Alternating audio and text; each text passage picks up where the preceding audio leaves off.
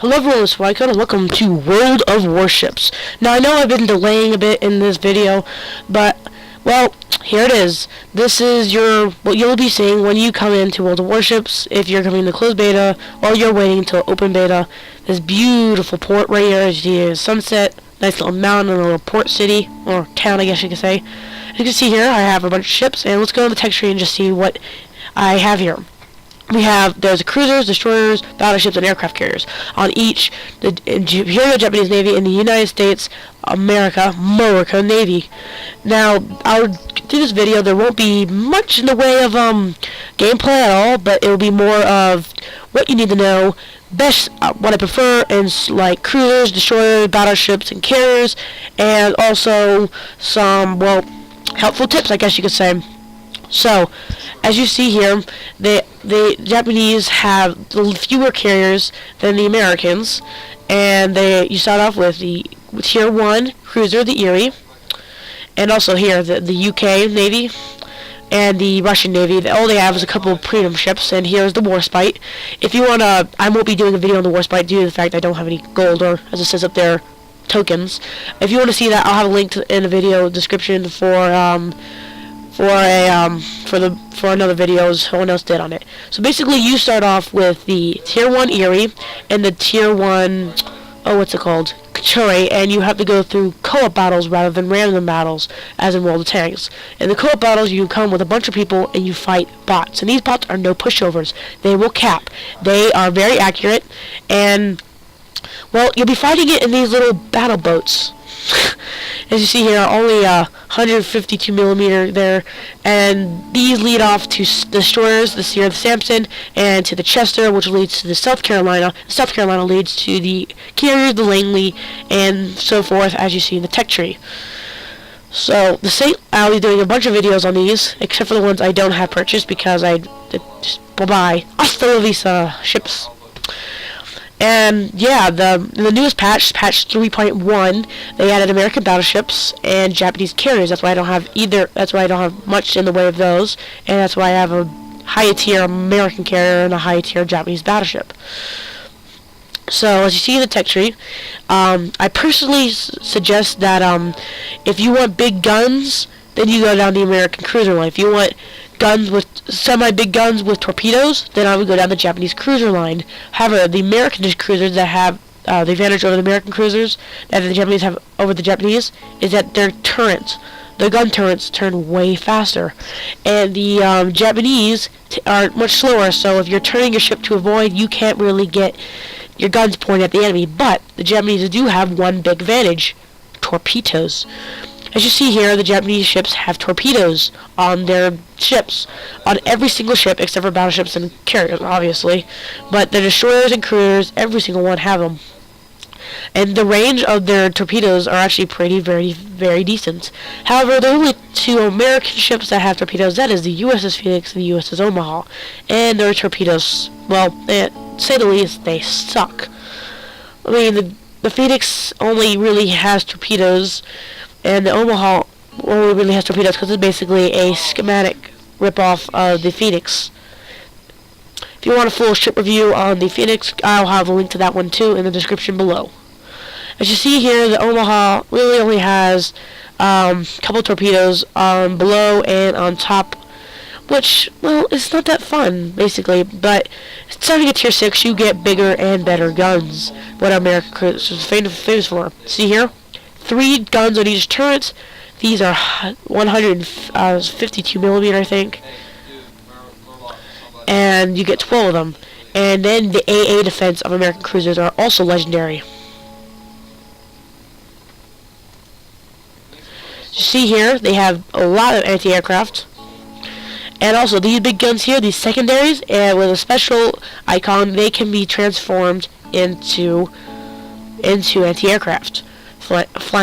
Anti-aircraft flank guns, which I personally enjoy. Now let's go back to the tech tree. Now, American destroyers. American destroyers are basically cruisers that are faster and not nearly as many guns.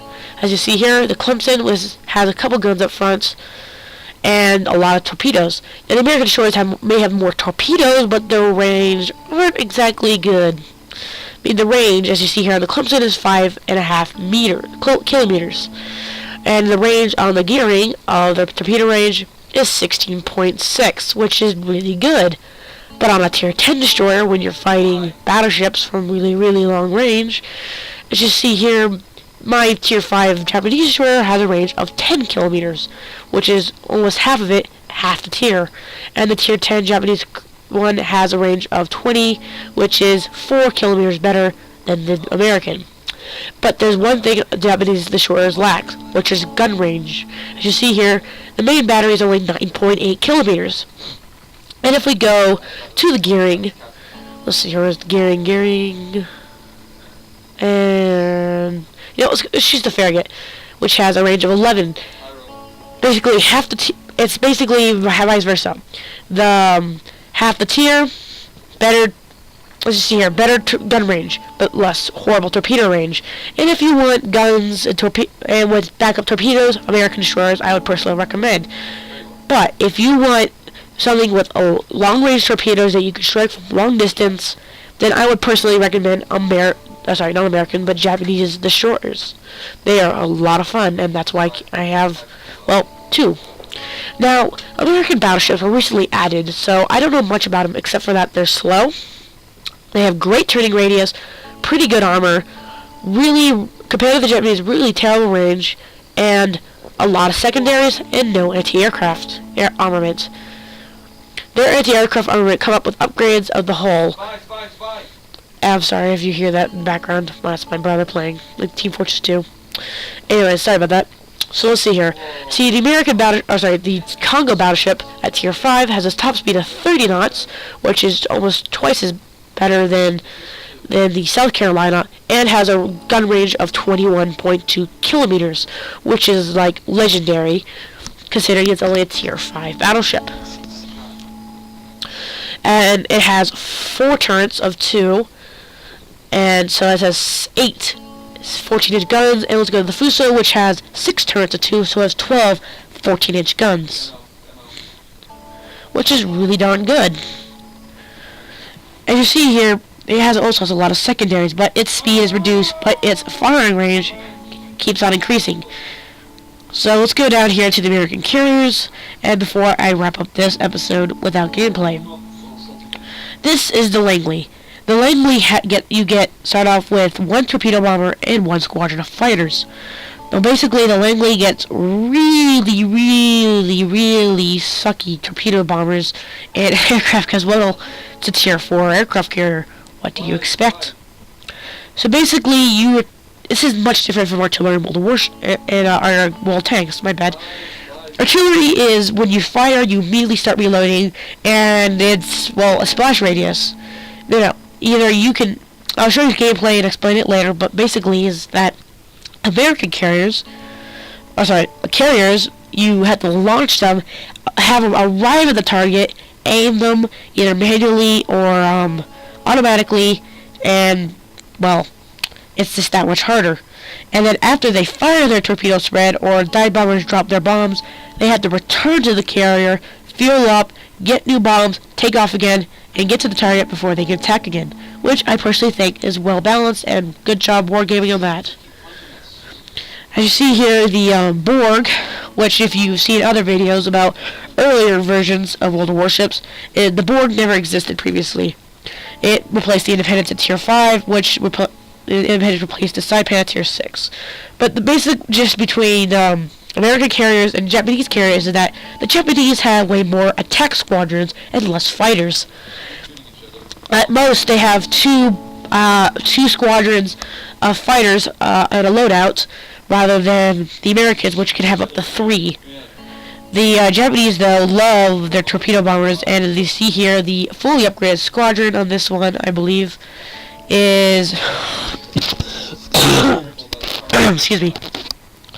The full loadout of the highest tier, I think, is 3 torpedo bombers and 3 dive bombers and 0 fighters. So it's basically, if you want aggressive, go Japanese carriers. If you want to be aggressive but also have protection, go American.